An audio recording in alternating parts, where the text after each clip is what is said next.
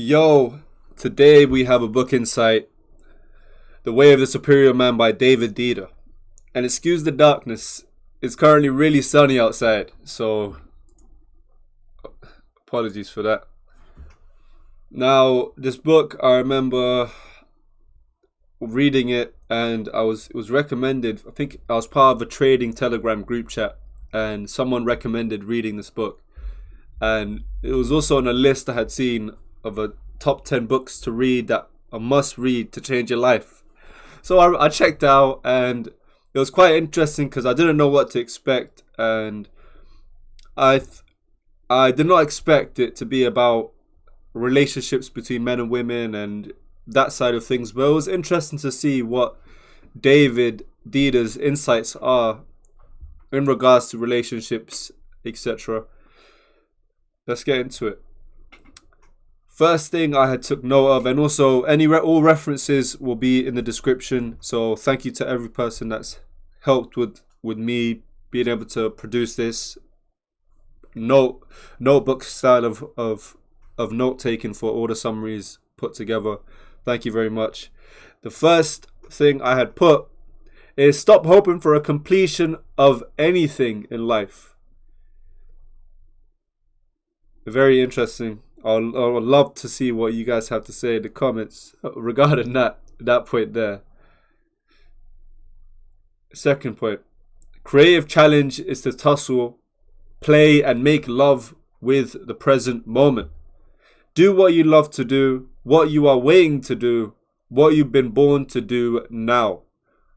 And the emphasis on now reminds me of the idea I shared with you guys in the comments about the Mr. Tomorrow syndrome, which means you're the person that would delay things for this said tomorrow, but it's not really tomorrow. It's whenever you feel like you're perfectly ready for a moment, and you become Mr. Tomorrow, because when tomorrow comes, you'll be like, tomorrow, another tomorrow. And when tomorrow comes, you keep saying that. And what I had created to counter that is saying that the current me is the best me. The current me is the best me. The current me is the best me.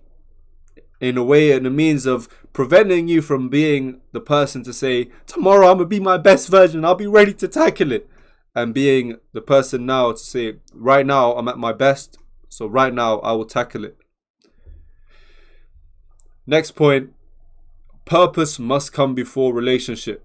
So Deida really prioritizes in his book, from what I remember, the idea that a man must prioritize his purpose over a relationship and seek that to be his main responsibility in life, which is very interesting. I'd love to see what you have to say about that.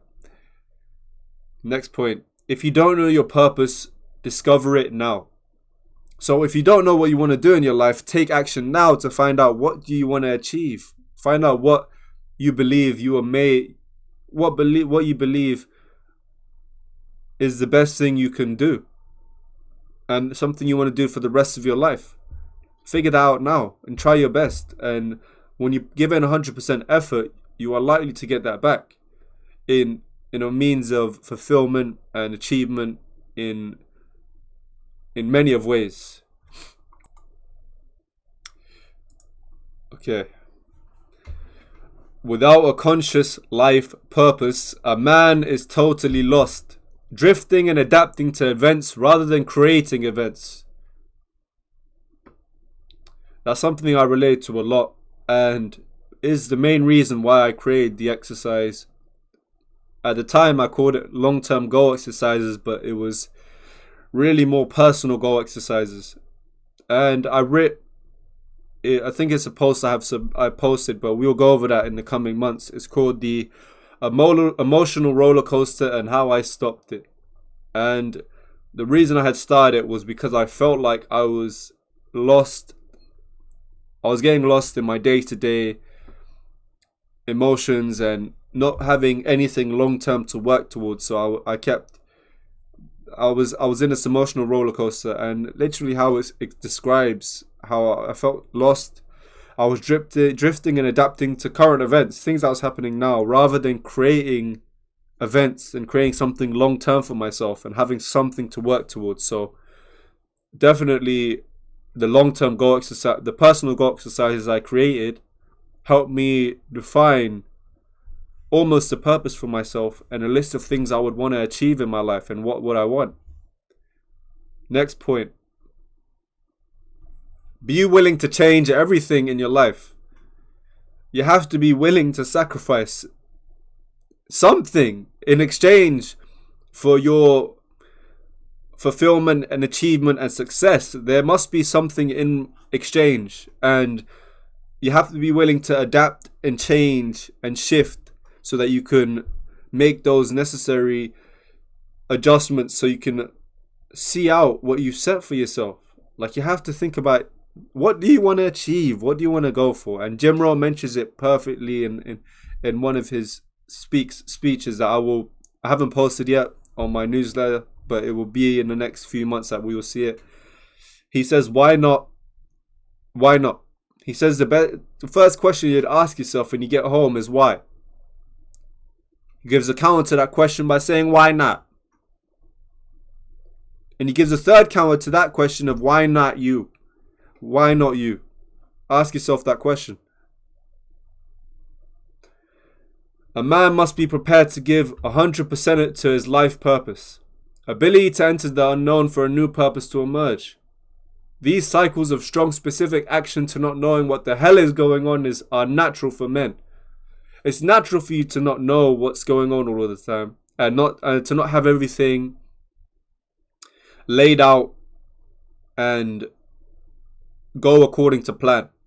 Many of things I've had have gone not according to plan, but having that experience has taught me that it's okay to not know everything and not have everything going according to plan, because there's only one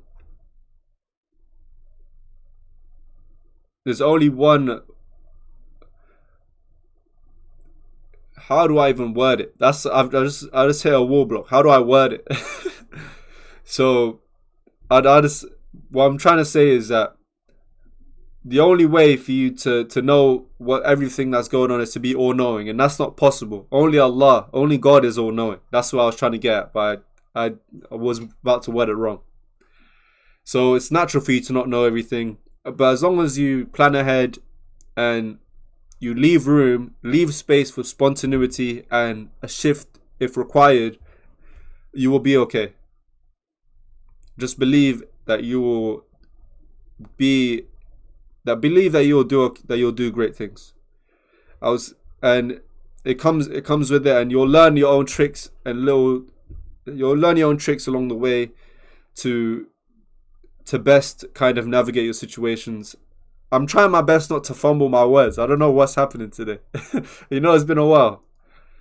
As you open yourself to living on the edge, your deep purpose will make itself known.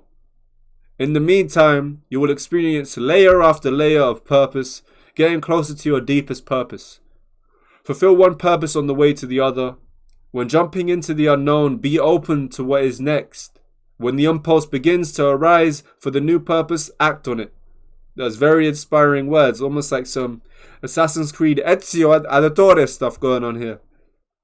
Be ready for change. Like, it's one of the things that I really resonate with and advocate that comes with a growth mindset, is being able to realize change, adapt to change, and accept change. It's very, very essential, and once you start to get in that rhythm and that habit, you will achieve so much, and you will be able to put yourself in so many great positions. And your purpose, one thing to remember is that your purpose is not something fixed, in a sense of what you want to achieve or what you feel like you should be doing career-wise or to make you happy. It adapts, and there's so many layers that you can add to it, and there's so many different purposes you can have at the same time, like the purpose for your family, your career, your hobby, your your health and your wealth, for example. All of those, I kind of said repeated, but all of those things you can have purposes for. So don't feel like, I need to have one purpose in life and that's it. You can adjust add, subtract, divide, anything. Choose a woman who wants you.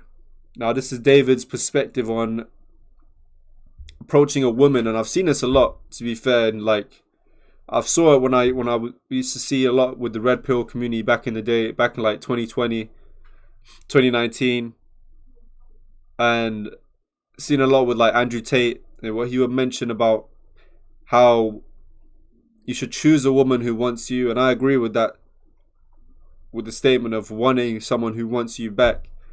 If a man wants a woman who doesn't want him, he cannot win. His neediness will undermine any possible relationship, and his woman will never trust him. Once she feels your neediness, she feels that you need her more than she needs you. She won't trust your masculine core.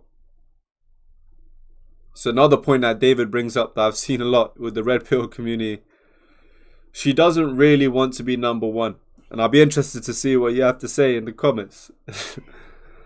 A woman seems to want to be the most important thing in a man's life. However, if she is the most important thing, obviously his purpose is not. Finally, you are always searching for freedom. Masculine is always seeking release in one way. All masculine goals, work, meditation, cushion, or on football field directed towards freedom. I wrote that last paragraph a bit wrong. I don't know why. I was thinking, when did I even write this? Okay, December. So the point is, you're always searching for freedom in some sort of way, and very, very true. I hope you could relate to something in David's work, in Mr. Deida's work, and something of some use. And if you have any opinions, disagreements, agreements with the writer's work, please leave it in the comments below.